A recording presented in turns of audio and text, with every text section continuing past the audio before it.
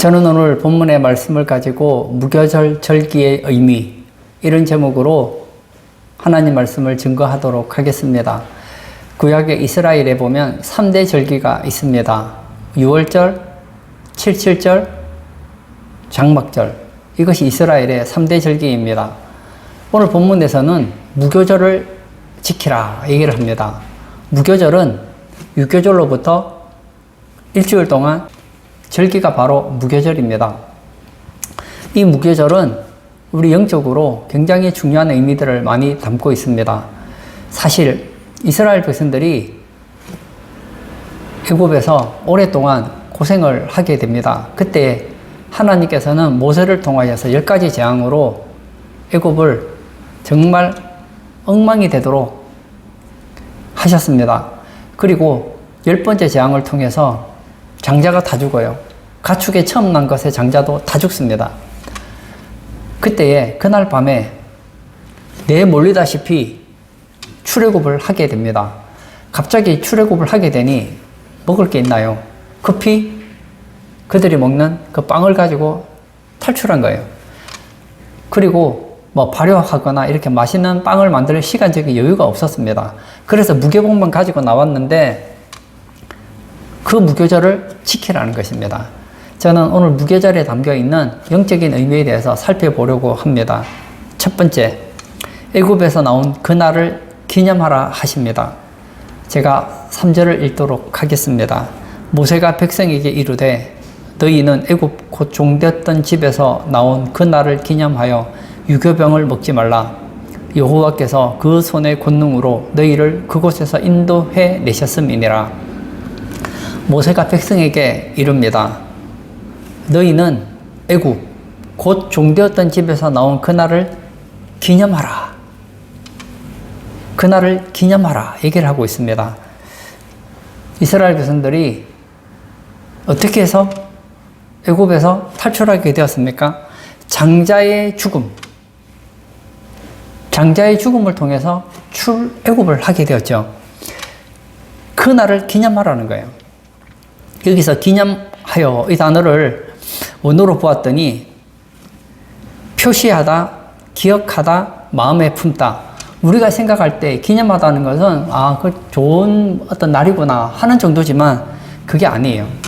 이 단어의 원래 뜻은 돌에 새기거나 나무에 새기는 것처럼 그렇게 표시하도록 확실하게 기념하라는 거예요. 뿐만 아니라 기억하라는 거예요. 뇌에 박히도록, 평생에 잊어버리지 않도록 기억하라는 겁니다. 그리고 여기서 기념하라는 이 단어는 마음에 품는 거예요. 평생에 그 사건을 마음에 품고 살아가게 하는 데 있다는 거예요. 이것은 무엇을 가르쳐 줍니까? 성도가 구원의 은혜 받았음을 기억하는 것을 의미한다는 겁니다. 이 무교절 절기의 가장 중요한 핵심은 성도가 구원의 은혜를 받았음을 기억하게 하는 거예요. 문자적으로 보면 이스라엘이 출애굽을 했죠. 이 구원의 은혜를 기억하는 것이지만 영적으로 보면 우리는 원래 마귀와 죄와 사망의 종로로 타던 사람들이었습니다. 여기서 출애굽했다는 거예요. 이 구원의 은혜를 기억해야 된다는 거예요. 여러분, 우리가 어떻게 해서 죄로부터, 사망으로부터, 저주로부터, 마귀로부터 구원받을 수 있었을까요? 이 세상의 임금은 마귀이고 사망이 이 세상의 왕노릇하는 이 세상을 살아가면서 어떻게 우리가 죄와 마귀와 사망과 저주에서 구원을 받을 수 있었을까요? 구원의 은혜를 받을 수 있었을까요? 바로 예수님의 십자가 때문입니다. 이 유월절 사건을 보면 피가 있어요. 양의 피를 문설주와 좌우 임방에 바릅니다. 오늘 그날에 사실은 이스라엘 백성들의 장자가 죽어야 됩니다. 성경에서 장자의 개념은 대표성을 가지고 있어요. 장자가 죽었다는 것은 다 죽었다는 거예요.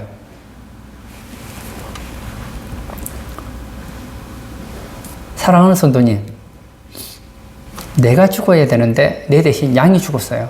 그래서 나는 살았습니다. 이것을 바로 예표해 준다는 거예요. 이것을 기억하라는 거예요. 양이 죽었기에 나는 죽지 않았어요. 양이 죽었기에 출애굽이 가능했던 거예요. 사실은 우리는 죄로 말미암아 허물과 죄로 죽었습니다. 죽었고 또 죽게 될 것입니다. 그런데 내가 죽어야 되는데 예수님이 대신 죽어주셨고, 예수님의 그 죽으심과 부활을 통해서 우리가 죄로부터 구원을 받은 거예요. 이 은혜를 잊어서는 안 된다는 거예요. 예수님께서 최후의 만찬을 하시죠. 떡을 가지사 축복을 하십니다. 이 몸을 받아 먹어라. 내 몸이다. 이 잔을 마셔라. 내 피다. 그리고는 이를 행하여 나를 기념하라 그랬습니다. 오늘 성경이 뭐라고요? 기념하라. 저는 여러분들이 예수님의 이 십자가 사건을 마치 돌에 새기는 것처럼, 나무 목판에 새기는 것처럼 표시하고 여러분의 내리에 기억하시고 예수님의 그 십자가 사건을, 그 십자가 대속의 은혜를 마음에 평생 간직하시기를 축복합니다. 우리의 신앙의 출발은 십자가에 있습니다. 아, 예수님이 나를 위해 죽어주셨다. 이 십자가의 은혜를 알 때 우리의 신앙이 변질되지 않아요. 십자가를 잃어버리면 그때부터 신앙이 이상해져요. 스펄전 목사님은 침례교회 목사입니다. 이분은 교회사에서 가장 설교를 잘하는 목사님 중에 한 분으로 알려져 있습니다. 그리고 이 목사님의 설교는 저도 스펄전 목사님의 설교를 여러 편 읽어보았는데, 스펄전 목사님 설교에는 십자가가 거의 90% 이상 나온다고 합니다. 그리고 설교할 때 십자가가 나오지 않으면 굉장히 답답했다는 거예요. 그러던 이 스펄전 목사님이 이런 간증을 한 적이 있습니다. 어느 날 성경을 묵상하다가 십자가의 장면이 생각이 났습니다. 그런데 감격이 없는 거예요. 예전에는 십자가만 생각하면 감격이 있었는데, 십자가, 그 십자가를 생각만 하면 눈물이 있고, 감격이 있고, 감동이 있고, 감사가 있었는데, 십자가를 생각했는데, 가슴이 냉랭하더라는 거예요. 그래서 울기 시작했습니다. 그리고 기도하기 시작합니다. 주님, 나를 구원한 이 십자가의 사건 앞에서 왜 내 마음속에 감격이 사라졌습니까? 하고 통곡하고 탄식했다는 거예요. 그리고 얼마 지나지 않아서 다시 그 십자가에 대한 감격이 살아났다는 겁니다. 오늘 예배 참석하신 사랑하는 성도님, 지금 한번 십자가를 생각해 보세요. 여러분의 기억 속에 십자가가 떠오를 때 감격이 있습니까? 감사가 있습니까? 감동이 있습니까? 눈물이 있으십니까? 저도 지금까지 설교를 많이 했는데, 저도 제 설교에 너무 본문과 상관없는 내용은 제가 하지 않았지만, 가급적이면 이 예수님의 그 십자가 설교를 많이 하려고 하는 목회자 중에 한 사람입니다. 저는 십자가를 볼 때마다 은혜가 있어요. 제가 설교를 준비하면서도 십자가를 생각하는데 감동이 있더라고요. 나 같은 죄인 살리신 주 은혜 놀라워. 나 같은 죄인 살리신 주 은혜 감사해. 나 같은 죄인 살리신 그 십자가를 생각하니까 감격이 있더라고요. 우리 성도님들은 어떠십니까? 성경을 보거나 교회를 지나가다 보면 십자가가 있는 교회가 많잖아요. 그 십자가를 볼 때 감격이 있으십니까? 아, 저 십자가는 나를 구원한 은혜의 증표다. 무교절은 우리에게 구원의 은혜를 기억하게 만든다는 거예요. 무교절 절기의 의미, 첫 번째, 애굽에서 나온 그날을 기념하게 합니다. 이것은 성도가 구원 은혜 받음을 기억하게 하는 데 의미가 있다는 거예요. 두 번째, 7일 동안 무교병을 먹습니다. 7절입니다. 이래 동안에는 무교병을 먹고 유교병을 내게 보이지 아니하게 하며 내 땅에서 누룩을 내게 보이지 아니하게 하라. 이 무교절은 특징이 있습니다. 일주일 동안 무교병을 먹는 거예요. 무교병은 누룩이 들어가지 않는 빵입니다. 유교병은 누룩이 들어갔기 때문에 먹기가 좋아요. 여러분, 빵집에서 빵을 사보면 빵이 몰랑몰랑하고 입에 착착 달라붙잖아요. 왜 그렇습니까? 거기에 이스트가 들어가 있기 때문이에요. 근데 누룩이 들어가지 않으면 빵이 딱딱해서 먹기가 굉장히 힘듭니다. 왜 무교병에 빵을 먹게 합니까? 이 무교병에는 예수님의 십자가와 그 고난을 상기시켜주는 의미가 있기 때문입니다. 여기에 먹고라는 단어를 보았더니 식사하다, 개걸스럽게 먹다, 살찌우다 이런 의미를 가지고 있습니다.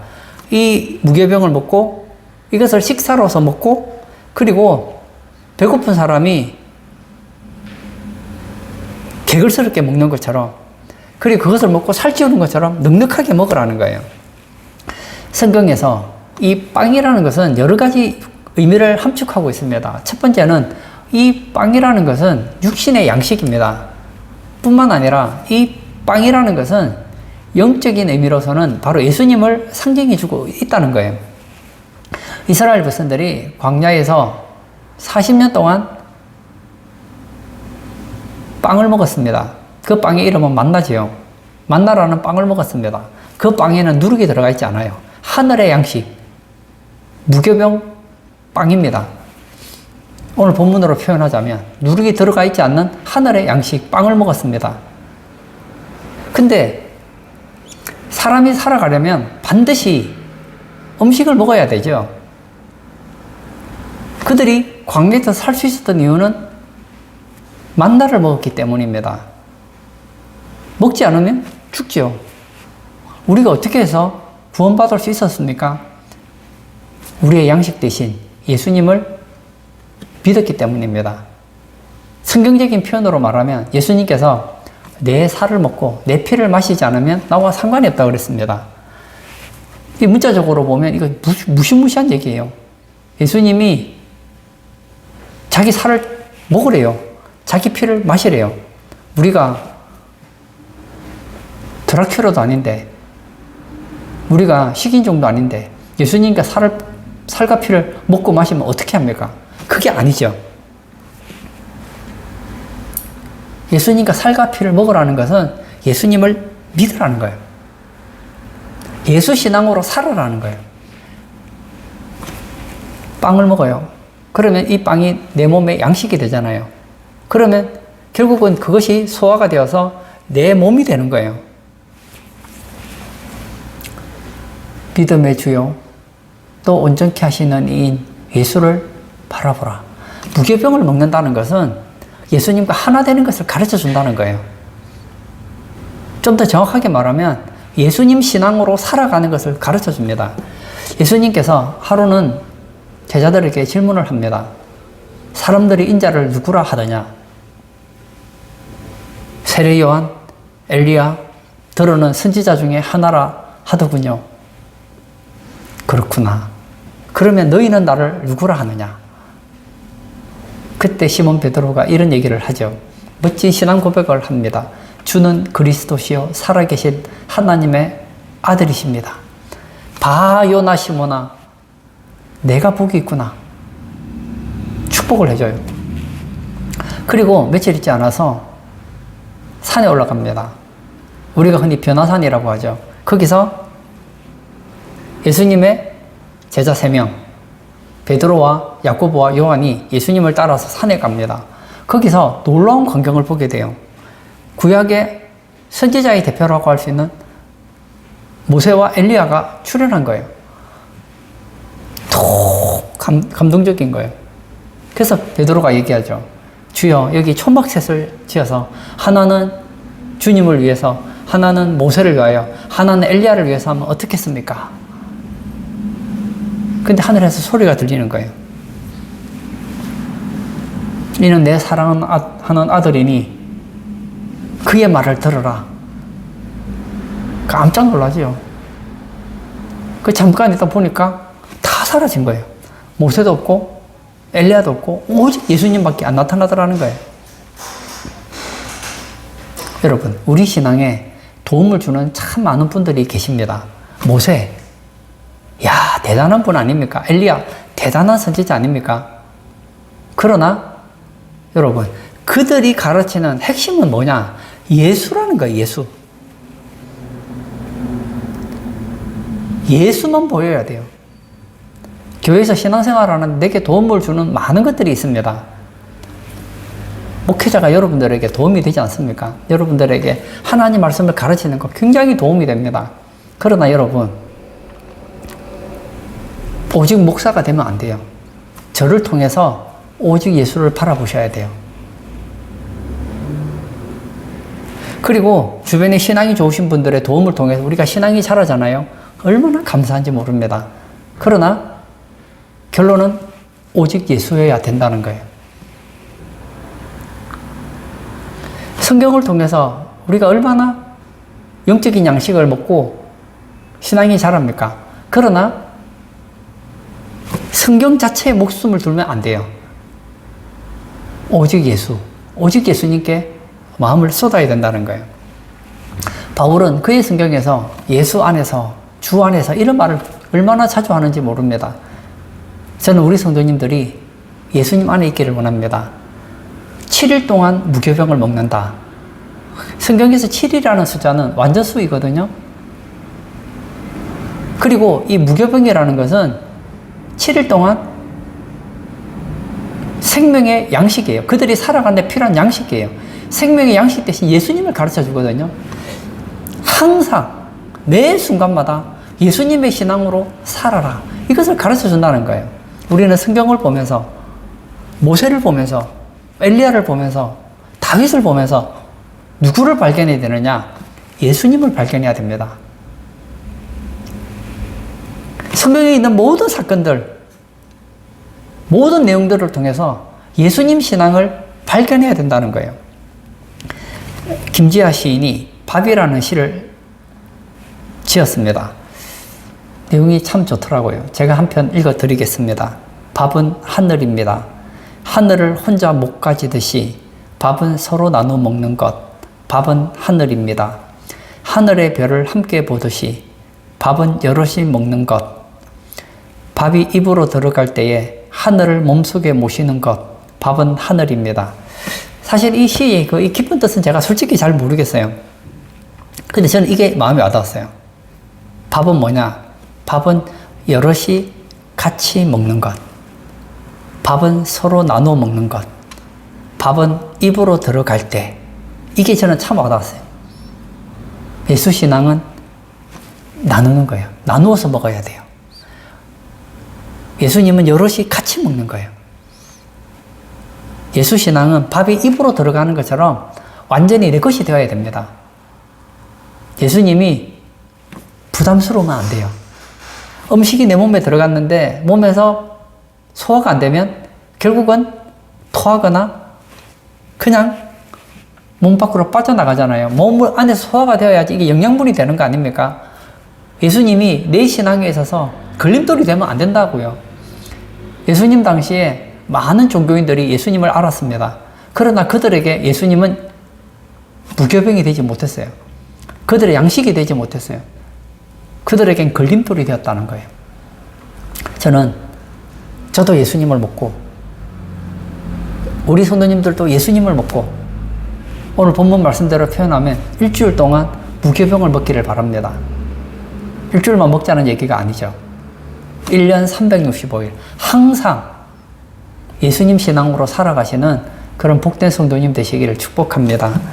무교절 절기의 의미 첫 번째, 애굽에서 나온 그날을 기념함. 성도가 구원 은혜를 기억함을 의미해주고 있습니다. 두 번째, 7일 동안 무교병을 먹습니다. 이것은 오직 예수님 신앙으로 살아가는 것을 의미합니다.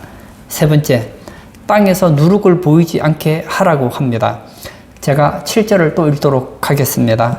이래 동안에는 무교병을 먹고 유교병을 내게 보이지 아니하며 내 땅에서 누룩을 내게 보이지 아니하게 하라. 이 7일 동안은 무교병을 먹어요.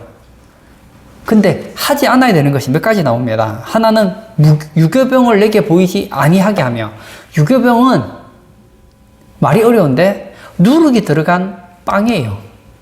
누룩이 들어간 빵을 보이지 않게 하고 한 수 더 떠서 땅에서 누룩을 보이지 않게 하라는 거예요. 누룩의 특징이 무엇입니까? 이 누룩의 원어의 뜻은 발효된 부푼 이런 뜻을 가지고 있습니다. 누룩이 들어가면 부풀어요. 발효가 됩니다. 이것은 죄의 번식력을 나타내 준다는 거예요. 그러므로 땅에서 누룩을 보이지 않게 하라는 것은 죄를 철저하게 버리는 것을 의미한다는 겁니다. 무교절의 절기는 죄를 버리는 절기라는 거예요. 성경에 보면 이 누룩에 대한 이야기가 곳곳에서 나옵니다. 고린도전서 5장에 보면 적은 누룩이 온덩이에 퍼진다 했습니다. 그러므로 조금도 용납하지 못하게 합니다. 여러분, 작은 누룩이 딱 들어가면요, 빵이 부풀잖아요. 마찬가지로 작은 죄도 용납하지 말라는 거예요. 뿐만 아니라 묵은 누룩을 버리라고 합니다. 묵었다는 것은 오래됐다는 거예요. 아무리 작은 죄도 버리고 묵은 누룩, 습관적인 죄도 버리라는 거예요. 악하고 악에 찬 누룩도 버리라고 합니다. 악하고 악에 찬 누룩이라는 것은 의도적인 죄를 말하고 있습니다.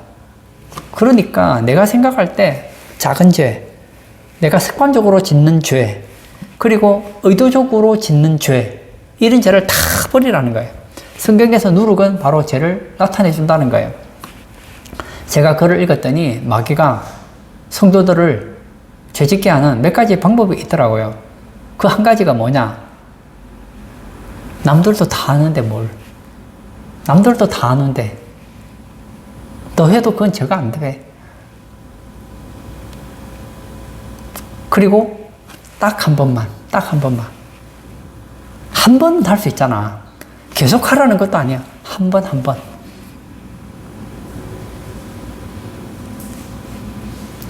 이게 무서운 거예요. 딱 한 번. 남들 다 아는데 뭘. 이게 무섭다는 거예요.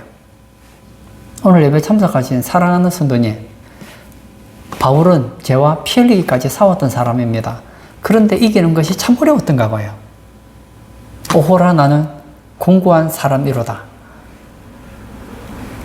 그렇게 믿음 좋은 바울의 신앙 고백이 나는 죄인의 괴수다. 이거는 너무 맞지가 않아요.